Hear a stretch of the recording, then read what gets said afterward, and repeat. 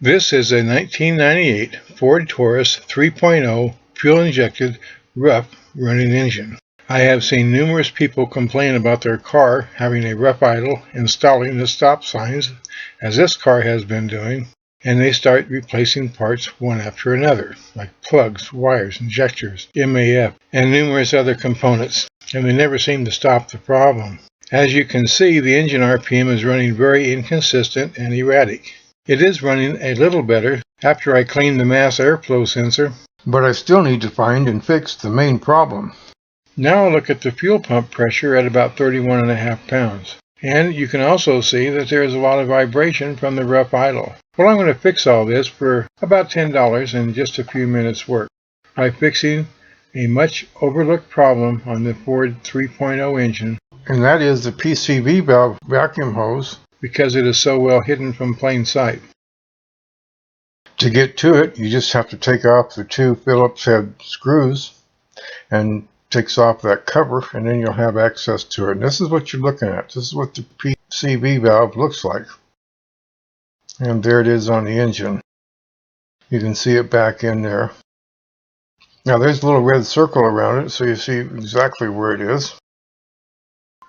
Also pointing directly to it with the yellow arrow. And the orange arrow pointing straight to where the hose is that you have to take off. Now just put your hand on both sides underneath,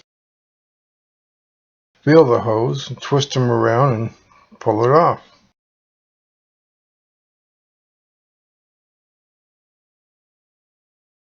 And there it is.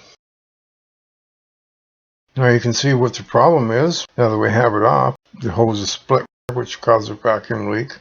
But also, even more serious, on the backside, it's almost split right open. Probably all we're going to have to do is change this and we're fine. This is the hose that I bought. It's a emission hose for a Chrysler, but it seemed to work okay. It's the same diameter, a little bit too long, but you can cut it off. It had a elbow on it, which I already cut off and put on already. So all you have to do is just turn it another 90 degrees, another elbow. You can even turn it 180 degrees and it won't crimp. Since I've already got it put back on, I can put the cover on.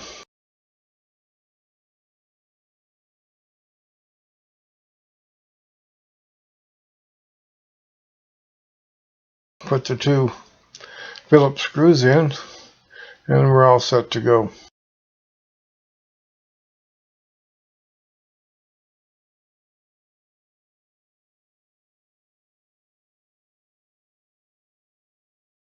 Then all we need to do is start the engine and see how it all worked out. There we go. It's running as smooth as can be. But it is a cold engine, so we need to warm it up to check it all out. Okay, now the engine's all warmed up. First, look at the fuel pump pressure that is now running steady at about 29 pounds, with no more missing and no more vibration. It's running steady as a rock. Now look at the RPM that is still running smooth after the warm-up.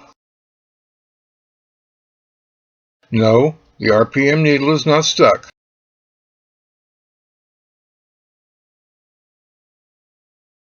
Now when I put it into drive, it does not die. Please write your comments down below and any questions you might have, and go ahead and subscribe, because I have a lot of good stuff coming up about smog equipment problems and how to fix them by going through all the smog components on the car.